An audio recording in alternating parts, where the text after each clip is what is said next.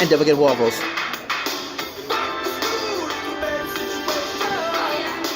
The song's final week, you know what I'm saying?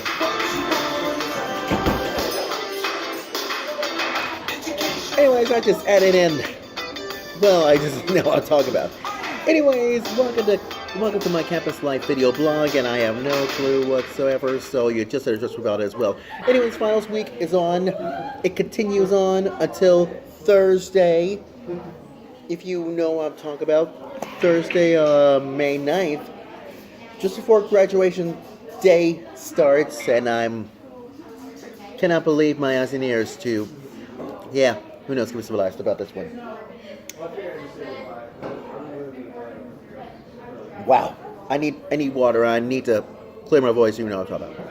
Anyways, here's my observation for you on this. You guessed it. According to theblaze.com, because all the protesters at Johns Hopkins shutting down this whole university's administrative building.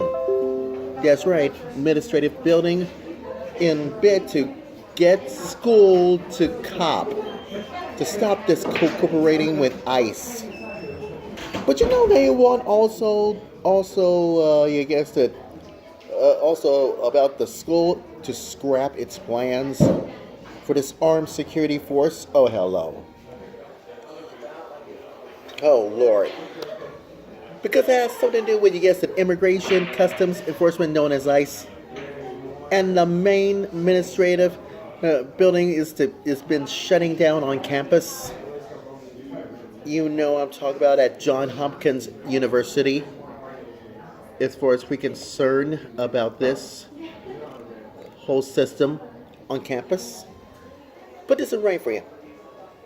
It has their demands are met, this building houses, at the university's financial aid offices, as well as those to relate to disability services and student visas, as far as we're concerned.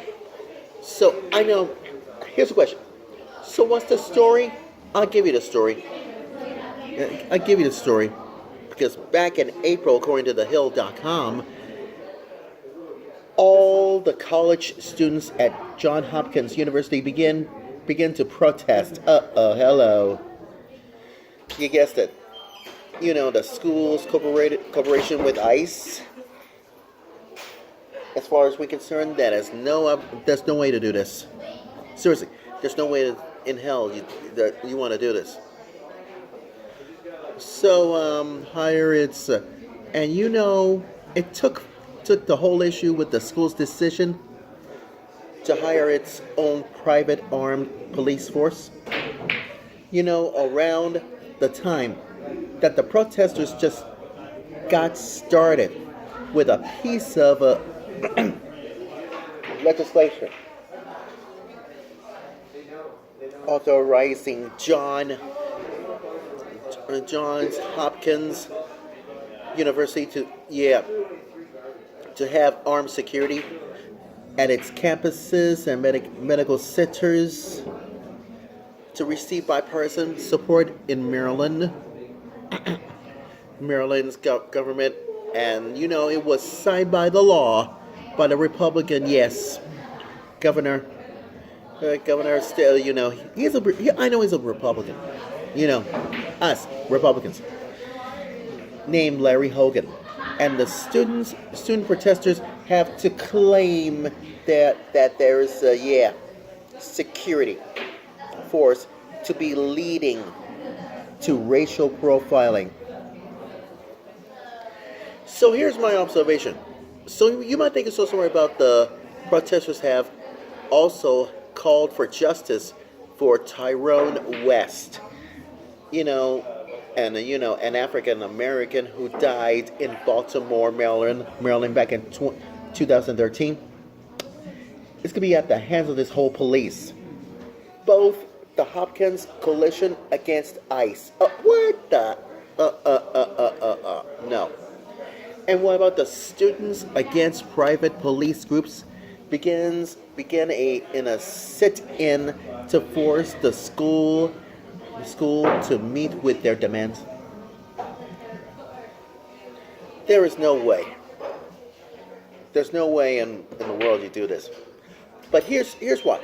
A month later, that sit-in is still going on. Still going on. Wait a minute. Do you mean that this one is a sit-in? Just goes on and on?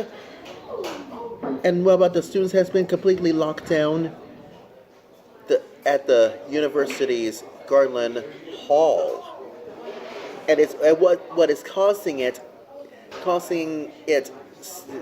to suspend all operations in this whole building, if you must say. And that's why the protesting students have claimed that the school turned off the air conditioning in Garland Hall to try to force them out. And what about a spokeswoman who told the school, a spokesman, is for the school, told, according to the Baltimore Sun's website, you know what, and it's gonna be, this was not accurate at all. So here's my observation for you: the utilities in Garland. Here's what she says: the utilities in Garland Hall are functioning normally. That's right, functioning normally. And the HVAC system is currently programmed to a temperature that is cooler than is typical for the building when it is closed, and is well within regulatory requirements.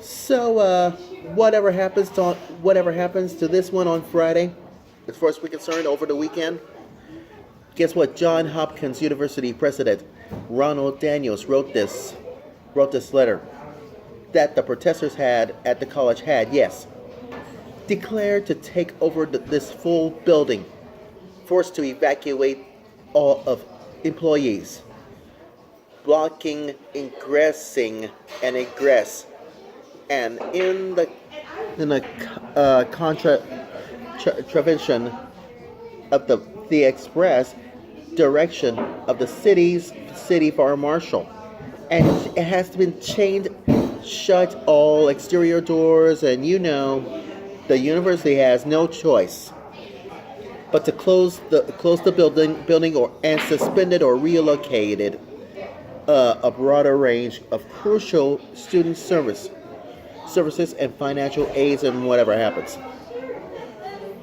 That among the others, we have had to take huge steps to support the many staff who were subject to unacceptable harassment and intimidation by protesters. So give me one good reasons why I have no objection whatsoever, and I have no idea what the hell he says, that the school has tried to accommodate the free expression of the students.